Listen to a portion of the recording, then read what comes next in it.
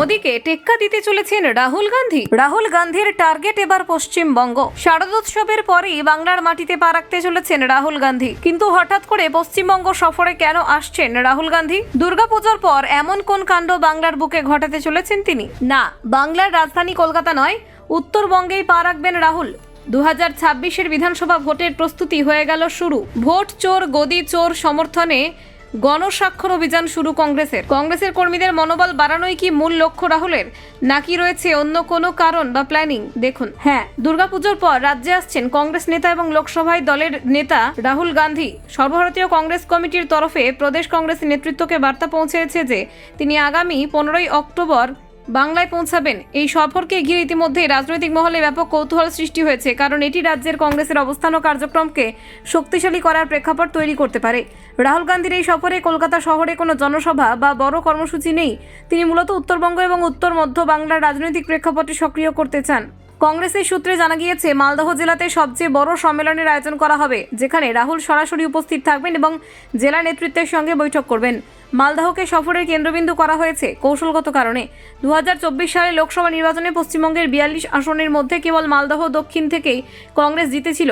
সেই আসনের প্রার্থী ঈশা খান চৌধুরী সাফল্য পেয়েছিলেন। তাই দলের শীর্ষ নেতৃত্ব আশা করছেন যে রাহুলের উপস্থিতি কর্মীদের মনোবল বাড়াতে পারবে এবং রাজনৈতিক কার্যক্রমকে আরও গতিশীল করে তুলবে। মালদহ দক্ষিণ কেন্দ্রের একটি জায়গায় সম্মেলনের আয়োজন হবে বলে জানা গিয়েছে। সেখানে রাহুল শুধু জেলা নেতৃত্বের সঙ্গে বৈঠক করবে না, বরং কংগ্রেস কর্মীদের উদ্দেশ্যে বৃহত্তর রাজনৈতিক বার্তাও দেবেন। এটি প্রদেশ কংগ্রেসের জন্য বিশেষ গুরুত্ব বহন করছে। এআইসিসি এখনও রাহুলের সম্পূর্ণ সফরসূচির প্রদেশ নেতৃত্বকে জানায়নি, ফলে শেষ মুহূর্তে কিছু কর্মসূচি পরিবর্তন হওয়ার সম্ভাবনা উড়িয়ে দেওয়া যাচ্ছে না। তবে কংগ্রেসের নেতাদের ধারণা রাহুলের মালদহ সফর নিশ্চিত এবং এটি কংগ্রেসের সাংগঠনিক কর্মকাণ্ডে নতুন দিক নির্দেশ করতে পারে। কলকাতায় এসে রাহুলের বাংলায় আগমনের বিষয়ে প্রথম ইঙ্গিত দেন এআইসিসির সাধারণ সম্পাদক কেসি বেণুগোপাল। তিনি বলেছিলেন, কংগ্রেস এই মুহূর্তে মতাদর্শের লড়াই লড়ছে, আর রাহুল গান্ধী নিজের রাজ্যে এসে সেই লড়াইকে আরও শক্তিশালী করতে চান। রাজনৈতিক বিশ্লেষকরা মনে করছেন এই সফর কেবল সাংগঠনিক নয়, 2026-এর বিধানসভা নির্বাচনের আগে কংগ্রেসের জাতীয় স্তরে অবস্থান নির্ধারণের গুরুত্বপূর্ণ ভূমিকা রাখবে। তৃণমূল বিজেপি দ্বিমুখী লড়াইয়ের বাইরে কংগ্রেস কিভাবে নিজেদের জায়গা তৈরি করবে তার ইঙ্গিত মিলতে পারে এই সফর থেকে। রাহুলের সফরের মাধ্যমে কংগ্রেস প্রদেশ নেতৃত্ব কর্মীদের সক্রিয় করতে চাইছে, বিশেষ করে উত্তরবঙ্গ উত্তর মধ্য বাংলার এলাকায় দলীয় উপস্থিতি দৃঢ় করার জন্য প্রচেষ্টা চলবে। মালদহে উপস্থিত হয়ে তিনি রাজনৈতিক বার্তা দেবেন এবং দলের কর্মীদের সঙ্গে সরাসরি সংযোগ স্থাপন করবেন।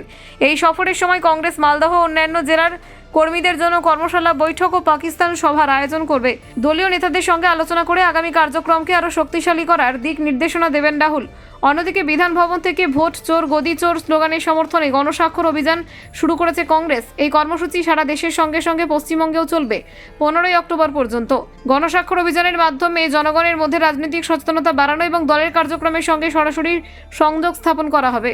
বিশ্লেষকরা তাই মনে করছেন এই সফর কংগ্রেসের রাজনৈতিক কৌশল ও ভবিষ্যৎ পরিকল্পনার গুরুত্বপূর্ণ সূচক হতে পারে। Bureau report, news prime Times.